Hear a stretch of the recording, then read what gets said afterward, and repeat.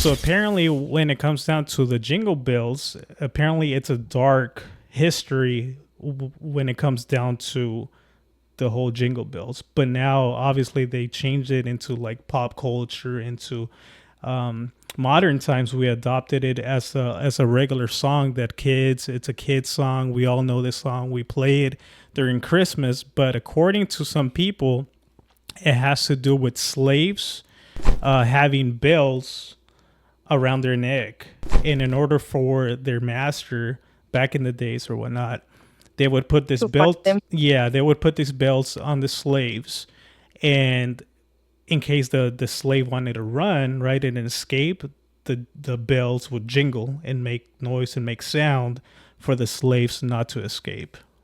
Oh shoot. Here, let me play the That's video. Yeah, it's crazy, right? Let me check it out. Let me know if you can see the screen once again. Uh, mm, can you see it? yeah, Okay, Google so again. yep. So let's so this is it's crazy because so much history might be lost, and they change the trajectory on what we think actually happened versus what we've been told nowadays, right? So we can't even trust our history books or anything that we've been told. That's why I'm a strong believer to, yeah, it's good to listen and to hear things, but have always question things and make and do your own research, right? Do you agree or no? Yeah, but then it's like if you want to find the truth, I feel like there's not that many books out there that actually say the truth, so it's harder to find it, Yeah, or it's something exactly. that's otherwise. Yeah, exactly. And then not only that, but I think I've even heard at times that Google gets updated to make it fall into the history that the powers want them to follow, right? So a lot of the Yeah. like reality and truth is hidden from the people. But this is the video I was referring to. Dashing through the snow on a one-horse open sleigh. Did you know the real Jingle Bells was not about bells? It was about slaves escaping. Did you know that? The original Jingle Bells was named One Horse Open Sleigh, written by this over here, James Pierpoint. According to an academic paper, the Christmas carol Jingle Bells has racist origins. The song was first performed in blackface in a minstrel show in Boston in 1857. What is a minstrel show? Minstrel show is a popular form of entertainment in the 19th and 20th century which shows artists performing in blackface, like this over here, where white people dressed up like black people and pretended they were stupid and lazy and did stupid things, and it was funny for them, you understand? Jingle Bells in particular was a funny one, but you had to do with slaves escaping. Jingle bells, jingle all the way. Oh, what fun it is to ride in a one-horse open sleigh. Now you know. Crazy, right? Mm-hmm. So I tried to like when I first saw this, I'm like, okay, you know what? Like maybe you can't even just trust a video you see on TikTok. But when I search something on yeah, like this, I put Jingle Bells slaves to see if I could find anything on Google, and so and it did pop up. Oh, I did. Yeah, so it did pop up. I wanted to make sure that at least through Google, it kind of showcased a little bit of that truth, right? And it says, so I guess apparently back in the song Jingle Bells was written in 1857 by James Lord Pinpoint, who supported slavery in the South during the American Civil War. Historians think the song was originally a drinking song and unlikely to be intended for family-friendly occasions. So it wasn't even meant for family, right? Separately, slave collars with bells were a cruel and humiliating way to deter slaves from trying to escape. These collars were used on slaves who had previously tried to run away, and the penalties for running away were often horrific. So I guess that TikTok, there is some truth to TikTok, to that video that we just saw. But I had never heard of this before.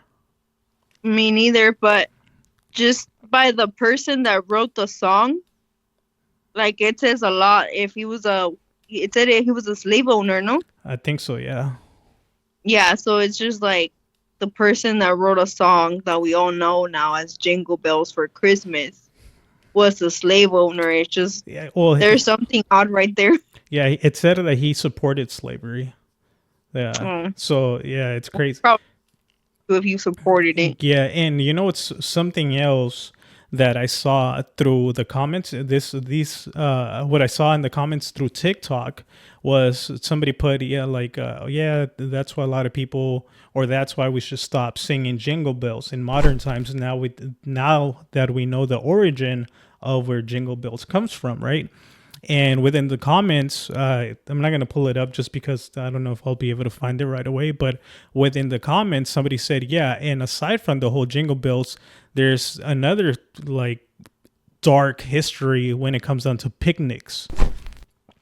Do you know why? No. So if you kind of make sense of the word, right? Picnic. Like, oh, we're going to have a picnic, right? So you can put two and two together. Do you know where I'm kind of heading down to? Like picnic. Does that make sense to you?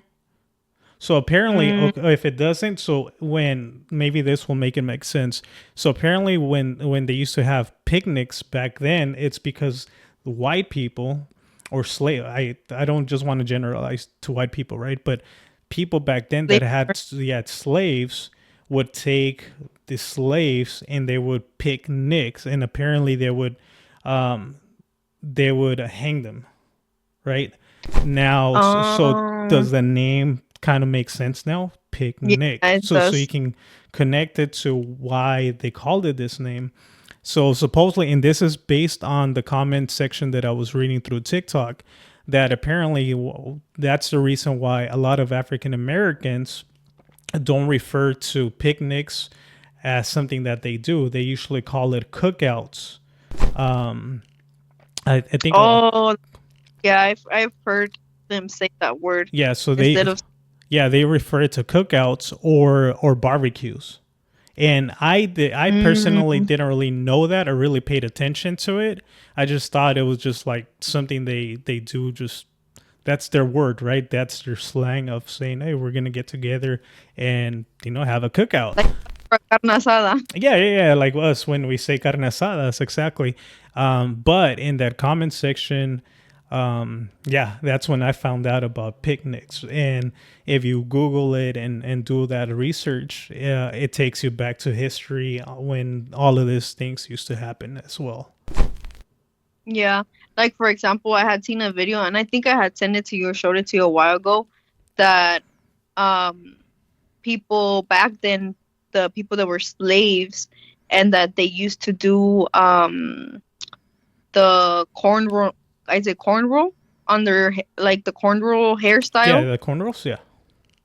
It was because that was like the map to let everybody else know that like it was the way out of the plantation. Oh, so they would use cornrows to kind of map it out? Yeah. Mm-hmm.